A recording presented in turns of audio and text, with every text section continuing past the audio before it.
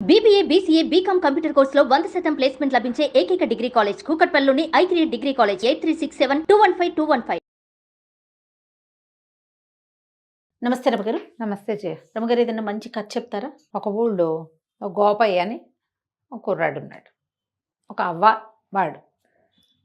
ఈ పిల్లవాడు కొంచెం అమాయకుడు, అంటే మెతకవాడు. నిలదీసి అడగడం, ఏదైనా తేడా వస్తే తనడానికి రావడం, అలాంటి వ్యవహారాలు లేవు. పల్లెటూళ్ళల్లో కుర్రకారు సాధారణంగా నిలదీసి అడుగుతారు, అంటే టెంపరీగా ఉంటారు ఉండేవాళ్ళు పాత రోజులు. ఇప్పుడు ఎట్టా ఉన్నారు తెలియదు మనకి. ఏదైనా తేడా వస్తే నువ్వు నిన్న అట్లానో ఇవాళ ఇట్లా అంటున్నావు, అదేంటిదే, అలా మాట్లాడగలరు. నిలబడతారు వాళ్ళ కోసం వాళ్ళు. వీడికి అంత నిలబడ్డానికి రాదు, స్టాండ్ తీసుకోవడం రాదు, కొంచెం మెతకవాడనమాట. అవతల వాళ్ళు గద్ది ఇచ్చారనుకో ఏమో లేని ఊరుకుంటాడు బిక్కమొహం వేసుకుని. అవ్వకి జాలిగా ఉండేది, అయ్యో వీడు రేపొద్దున ఎట్లా బతుకుతాడు అమ్మ నాన్న లేనివాడు అని జాలిగా పిల్లవాడిని కాచి కాపాడేది. అయితే ఏమైంది, ఆవిడకి అంత్యకాలం సమీపించేసరికి ఆవిడ ఏమందంటే, ఒరే నాయన, ఎప్పటి నుంచో మీ నాన్న పోకముందు నుంచి కడుపు కట్టుకుని కూడబెట్టాను, అటక మీద జాడీలో 5,000 రూపాయలు ఉన్నాయి. ఈ ఊళ్ళో నువ్వు బతకలేవు, నీ మెతకతనం వీళ్ళందరికీ తెలుసు, నిన్ను బతకనీరు, డబ్బులు లాగేస్తారు, పక్కనున్న పట్టణానికి వెళ్ళిపో. నువ్వు చక్కగా గేదెలని పోషణ అది బాగా చేయగలవు, మనకు పద్ధతి కూడా ఉంది.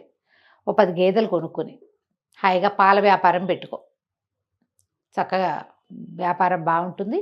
కొత్త చోటు కాబట్టి నీ మెతకతనం అంత తొందరగా బయటపడదు, ఆ వాటికి నువ్వు స్థిరపడిపోతావు. అదేలే, ఎవరన్నా చుట్టుపక్కల ఇళ్ళ వాళ్ళతో మాట మంచితనంగా ఉన్నావంటే వాళ్ళు నీకు సపోర్ట్ చేస్తారు అని చెప్పింది.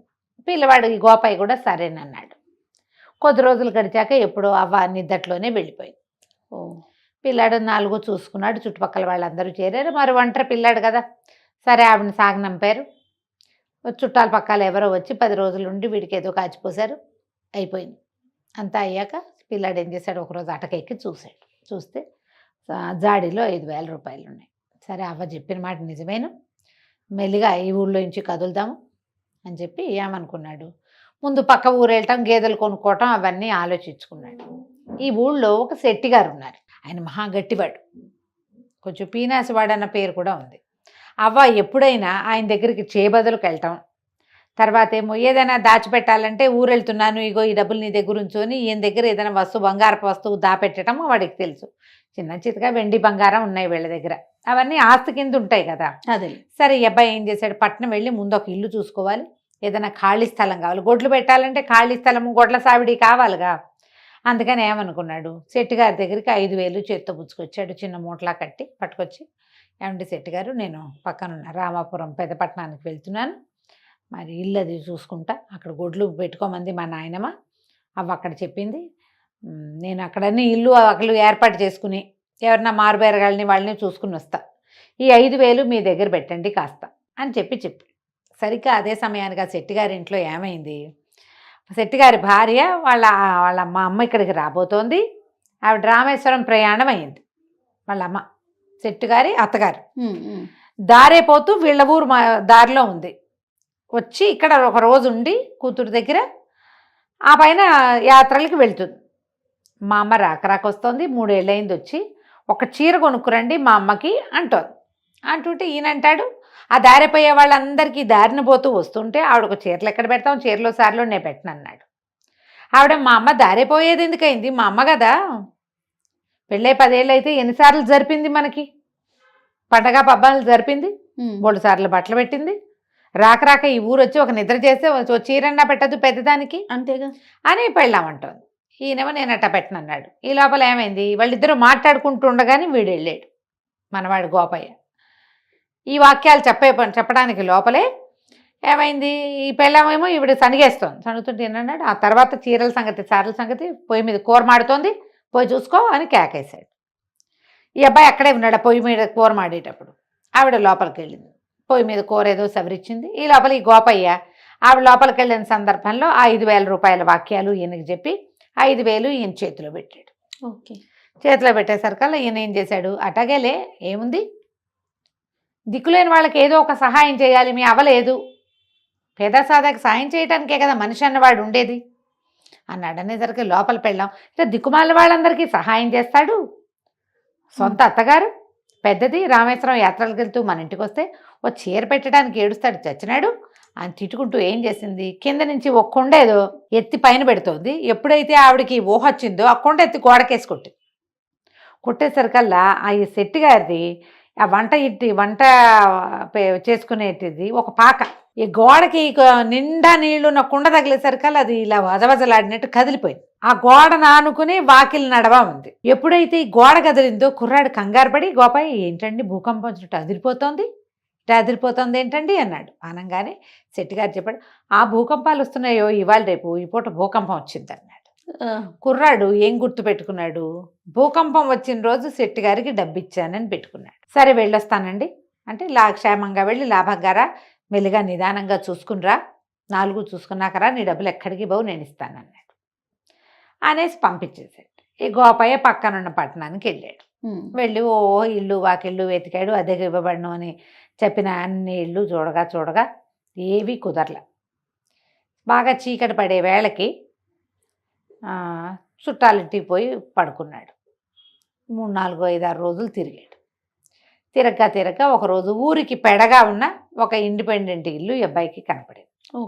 కొంచెం పెడగా ఉంది, దాని పక్కన పెద్ద ఖాళీ స్థలం కూడా ఉంది. ఉంటేనే ఈ అబ్బాయి పోయి వాళ్ళ ఇంట్లో అడిగాడు, ఏమండి అద్దెకిస్తారా ఏమిటి అంటే, సరే ఎవరు ఏమిటి కనుక్కుని, ఎవరు లేరండి, గేదెల వ్యాపారం పెడదాం అనుకుంటున్నా, ఈ పక్క ఖాళీ స్థలం కూడా ఇస్తానంటే నేను దిగుతానండి పక్క వాటాలో అన్నాడు. అదొక 3 గదుల వాట. ఆయన కూడా ఏం ఊరు ఏమిటి సేమ్ కులం అవి తెలుసుకున్నాడు.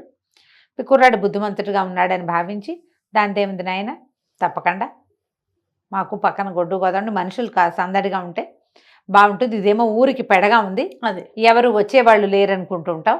ఇప్పుడు పాలు వ్యాపారం అంటే పూట వస్తారుగా 2 పూట్ల మనుషులు, కొంచెం సందడి పెరిగి రేట్లు పెరుగుతాయి ఆ ప్రాంతానికి అని ఆయన ఒప్పుకుంటే ఆయన కూతురు వచ్చి, ఆ పిల్ల 18, 20 ఏళ్ళు ఉంటాయి, పిల్ల కొంచెం గట్టిది.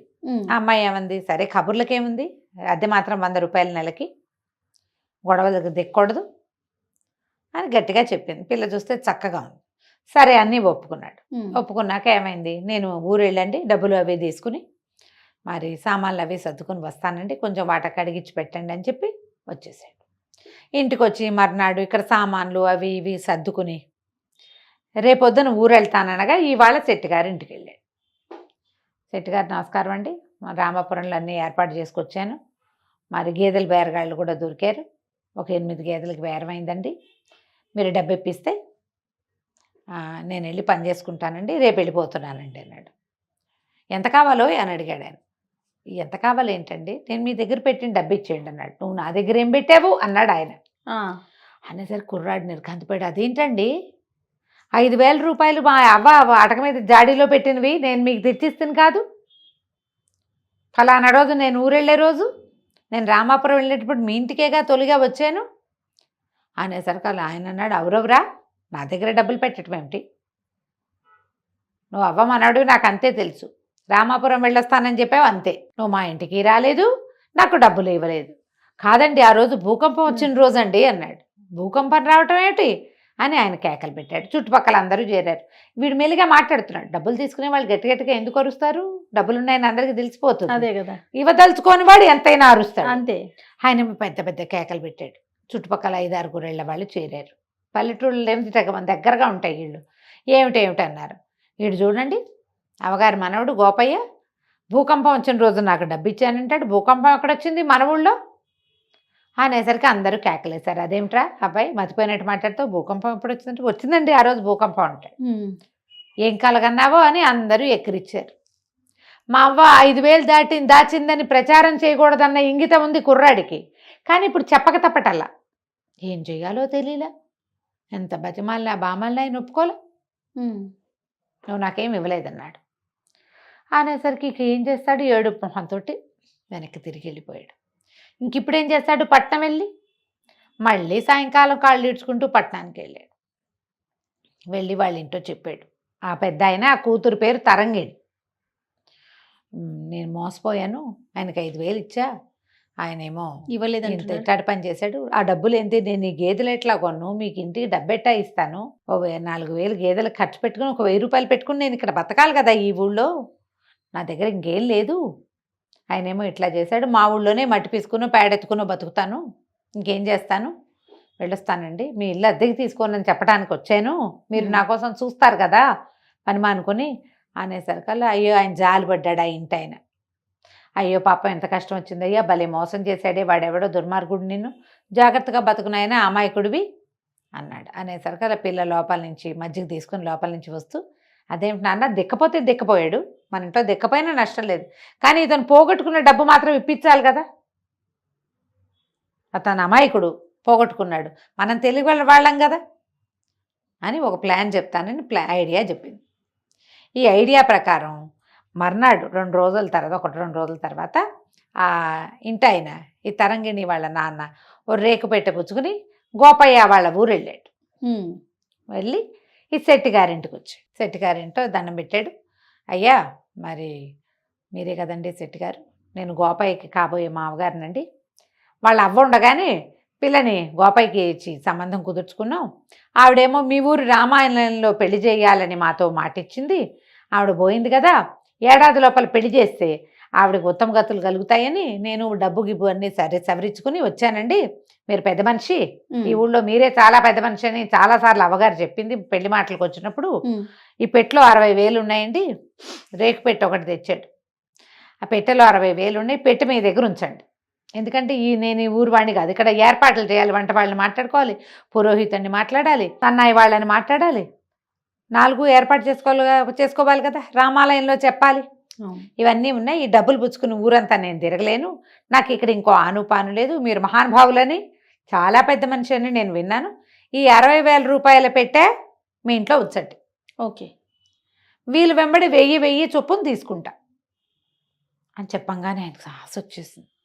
ఇంతకుముందు అప్పనంగా 5,000 నొక్కేశాడు, 60,000 పిచ్చి గోపయ్య వాడి వల్లే మళ్ళీ డబ్బులు వస్తున్నాయి అనుకొని సరేనని అన్నాడు. సరేనని ఏమేవ్ పెద్ద మనిషికి మజ్జిగ పట్టరా అంటే వాళ్ళ ఆవిడ మజ్జిగ చిప్పుకుంటుంది. ఈ లోపల ఏమైంది, చటుక్కుని గోపయ్య వచ్చాడు. వచ్చి శెట్టి గారు మరి మొన్న నేను మీకు డబ్బులు ఇచ్చాను, మీరు కూడా మర్చిపోయారు, అసలు నేను ఇవ్వలేదంటున్నారు, భూకంపం వచ్చిన రోజంటే మీరు కాదన్నారు, అవాళ్ళు మీ ఇంట్లో కూర ఏదో మాడిందండి, కూర మాడుతోంది, వెళ్ళి చూసిరమ్మన్నారు, అప్పుడేనండి నేను మీకు 5,000 ఇచ్చాను అన్నాడు. అనగానే శెట్టి గారి గొంతులో వెలక్కాయ పడింది. ఇప్పుడు డబ్బులు లేవు అని అనడానికి వీల్లేదు, కాదు అంటానికి వీల్లేదు. అనగానే ఏం చేసాడు, కొంచెం తిప్పుకొని ఆ భుజం మీద చెయ్యేసి, నాకు గుర్తుందయ్యా భలేవాడివి, నీ డబ్బులు నాకెందుకు, నాకు జ్ఞాపకం ఉంది, కాకపోతే ఆ రోజున నువ్వు ఎప్పుడైతే 2 రోజుల క్రితం, నిన్న కాక మొన్న కదా వీడొచ్చాడు డబ్బుల కోసం, నువ్వు వచ్చినప్పుడు ఓ జూదరి, ఓ తాగుబోతువాడు, ఒక ఏమంటారు ఇల్లు కట్టుకునేవాడు, 3 సిద్ధంగా ఉన్నారు డబ్బుల కోసం, నీ డబ్బులు నా దగ్గర ఉన్నాయని తెలిస్తే నేను నీకు డబ్బులు ఇస్తే నేను వాళ్ళకేమి ఇవ్వటల్లా, వాళ్ళు నీ వెంట పడతారని నువ్వు డబ్బు పోగొట్టుకుంటావు, అమాయకుడివి, మీ అవ్వేమో నా చేతిలో పెట్టింది నిన్నని నేను అప్పుడు ఇవ్వలేదంతే, మళ్ళీ కబురు చేసి ఇద్దామనుకుంటున్నా, నేను ఏదో పనిలో పడ్డాను చూడు ఉండు అని వాడిని గోపయ్యను నుంచోబెట్టి అలా లోపలికి వెళ్ళి 5,000 పట్టుకొచ్చి ఇచ్చాడు. గోపయ్య లెక్క పెట్టుకున్నాడు, మూట కట్టుకోగానే మామగారు లేచి నుంచున్నాడు. అదే సంగతి, ఈ అబ్బాయి పెళ్ళి ఇప్పుడు వద్దండి అంటే ఏమిటో అనుకున్నాను, ఇంత మెతకవాడికి నేను పెళ్ళనివ్వనండి, అసలు పెళ్ళే క్యాన్సిల్, పెళ్ళి లేదు ఏం లేదు, ఇప్పుడు మొన్న మీరు డబ్బులు ఇవ్వకపోతే వీడు తిరగబడి మీ మీద పడి కొట్లాడలేదంటే ఏమిటి అర్థం, ఇంత మెతకాలుడు వద్దండి మాకు, అది పెళ్ళి లేదు ఏం లేదు, నేను వస్తానంటే అని పెట్టపుచ్చుకుని వెళ్ళిపోయాడు. డబ్బులు పుచ్చుకుని గోపయ్య బయటకు వెళ్ళిపోయాడు, పెట్టపుచ్చుకుని పెద్ద మనిషి బయటకు వెళ్ళిపోయాడు. 5,000 పోయి 60,000 పోయినాయి. అది ఆయన నోరు తెచ్చుకుని చూస్తూ ఉండిపోయాడు. వీళ్ళిద్దరూ అదే ఒకే దారిలో నడిచెళ్ళి గోపయ్య వాళ్ళ ఇంటికి వెళ్ళి కాస్త 4 సామాన్లు సర్దుకుని ఆ గోపయ్యకి సహాయం చేసి బరువుగా ఉన్న పెట్టి తీసుకెళ్తుంటే ఆయన దిగులుగా చూసేట, బెట్లో ఏం లేవు, మామూలు బట్టలు పెట్టుకొచ్చారు. పట్నం వెళ్ళిపోయారు. పట్నం వెళ్ళాక సరే ఆయన చాలా సంతోషించాడు గోపయ్య, మీ వల్ల నేను డబ్బులు తీసుకోగలిగాను, నాకు ఆ తెలివితేటలు లేవు, అన్యాయం అయిపోయేవాడిని అని చెప్పి ఆ గేదెలు అవి ఏర్పరచుకున్నాడు. ఆయన అన్నాడు, దానిదేముంది నాయన, మెతక వాళ్ళకి ఎప్పుడు పక్కన తెలివైన వాళ్ళు ఉండాలి, మెతకవాడు మెతకగా ఉండటంతో పాటుగా పక్కవాడి తెలివితేటలు ఒప్పుకోవాలి, నువ్వు ఒప్పుకున్నావు కాబట్టి ఈ పని అయింది, అంతేగా, మీకెందుకు అనలా నువ్వు అంటే రాకపోను, అలాగే నువ్వు జీవితాంతం మా సలహా సంప్రదింపు వింటానంటే లక్షణంగా మా పిల్లని పెళ్లి చేసుకో, గేదెల వ్యాపారం పెట్టు, మా అమ్మాయి పై ఎత్తున అన్నీ చూసుకుంటుంది. పని నువ్వు చేయి, పై ఎత్తున పాప చూసుకుంటుంది, హాయిగా ఇద్దరు చిలక గోరింకలాగా నాకంటుకుందే ఉంటారంటే సంతోషించాడు గోపయ్య. వాళ్ళ అవ్వ అన్నగా అనుకున్నట్టుగానే వీడు ఒక తెలివైన వాళ్ళ సాంగత్యంలో ఉండి హాయిగా ఉన్నాడు. కథ కంచికి మనం ఇంటికి. చూడండి, తెలివితేటలు అందుకే ఎవరి సొత్తు కాదు. ఎవరి అంతే కదా. సొత్తు కాదు. మనం ఒకటి తెలుసుకోవాల్సింది ఏంటంటే మనతో పాటు తెలివైన వాళ్ళని ఉంచుకోవాలి చేయ. వాళ్ళతో మనకి మంచి ఫ్రెండ్షిప్ ఉండాలి. వాళ్ళు మన్నెత్తి మీద చేపెట్టేలాగా ఉండకూడదు. కాస్త జాగ్రత్త పడి మనకు అంత తెలివి లేదంటే తెలివిగా ఉన్న వాళ్ళతో ఫ్రెండ్షిప్ చేయి అది చక్కగా. నిజం రమ్మగారు, అప్పుడే కదా? మన అచీవ్మెంట్ అనేది ఇంకా 100% సక్సెస్ అవుతుంది అవును కదండి. అవును. రైట్ రమ్మగారు, నమస్తే. నమస్తే చేయ.